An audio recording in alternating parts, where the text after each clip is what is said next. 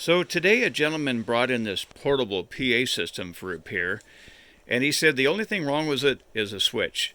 Well, when I hear a customer tell me that, I figure they're just guessing. But in this case, the guy was right. The old tactile switch had become broken, so I went ahead and replaced that. Not a big deal. And when I got everything back together, still didn't work. And I thought, doggone it, now I got to troubleshoot this thing. Well, my first thought was, before I get carried away here and tear it all apart, I want to make sure I'm getting power going to my power supply. First thing I do is a simple thing, just make sure I got AC coming in here and make sure that I've got DC coming out of my bridge rectifier, the first stage of the power supply right here. And of course this thing has to be switching quite fast to be able to work, and you can hear the switching two different ways actually. One of the techniques I use all the time is just to take an audio amplifier like this. It's got one of these little suction cups. It's designed to amplify your telephone calls. I don't know if you can hear that. Oh, getting some kind of other interference here. But they used to sell these in the old days, a little suction cup that go on the back of your phone. Well, I find these things are really useful when you're troubleshooting a power supply. So for example, in this case, I took the little suction cup, I started moving around different parts of the power supply, and I didn't hear anything. And so right away that tells me there's probably a problem here. The other thing I did was I took one of these non-contact, I guess you can say electromagnetic field detector, and I noticed I wasn't getting any reaction there either. And so here's what it should sound like if it's working. You can hear the buzz when you put this coil near different parts of the power supply. The other thing you can do let me turn this off here. You can take this non-contact electromagnetic field detector and you can move it around different parts of the power supply. And if the power supply is working, you should be getting it to light up the way this is here. So that was helpful to me to find out that the power supply wasn't working. So in this case, I thought, okay, so why isn't the power supply working? It turns out there was a blown fuse. It was F101 and it was a 5 amp, 125 volt fuse. But rather than just replace the fuse, I want to know why the fuse blew if I can figure that out. Because if I don't, chances are I'm just going to blow another fuse. I'm going to take all the time to solder it in, I'll blow another fuse. So my next technique is to pull the output wire going to the power supply and to apply my own voltage. I didn't know exactly how much power this thing used, but basically I pulled off the plug right here actually. This comes from the power supply.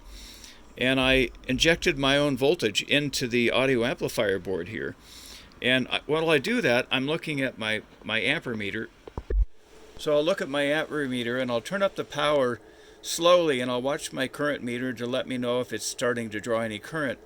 And in this case, I think I got up to about 19 or 20 volts, and finally it started to draw, what was it, like maybe 300 milliamps or something like that. So I went just a little higher, and all of a sudden I saw the light come on the unit. This little light right here started to light up. So I said, okay, that's a good sign. I'm not drawing excessive current.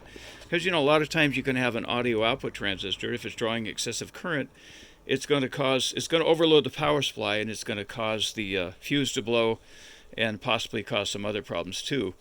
So that was promising as soon as I saw that lighting up. So I went ahead and replaced the fuse, and it seems to be working good. Now, another technique I use, something I learned at the last TV repair shop I worked at, we would always turn up the power slowly to check for shorts.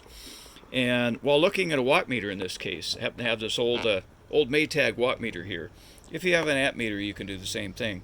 But basically what I would do is I would take my variac, I would turn up the power very slowly while monitoring the watt meter or amp meter and see if I'm drawing excessive current. Because if I am, that tells me there might still be a short in the circuit, and I don't want to turn up the power all the way and just pop another fuse or possibly burn a trace on the power supply board here. I just want to see what's happening. In this case, I was drawing, maybe 30 milliamps or something like that. Very little power. I flipped this on the 500 watt scale. There's 500 watts. So yeah, just barely drew any power at all. So I knew I was probably going to be okay. So I'm guessing what happened is this gentleman probably encountered a power surge, perhaps. Then again, it might have been a screw that dropped inside here, because I noticed there's a screw missing from right here when I took it apart. Possible the screw bounced somewhere where it wasn't supposed to. I'm not sure. whatever the case, I just thought I'd at least record what the voltage was on the power supply. Once I finally got it going, it measured about 26 volts DC. The fuse location was F101, that was right down here. And it was a 5 amp, 125 volt fuse. And so far, so good. So I'm going to put this back together and hopefully everything's going to be fine. These little watt meters here, they do come in handy. My last shop I worked at, we had actually, it was an ampere meter and a voltage meter. As far as I'm concerned, you can go either or. Basically, you want to make sure you're not consuming too much power. So that's essentially it. Hope you liked the video, and if you do, please give it a thumbs up and please subscribe. There's a wire you don't want to overlook there. There's the Wi-Fi connector. Pops on right there. Anyway, I'll put her back together.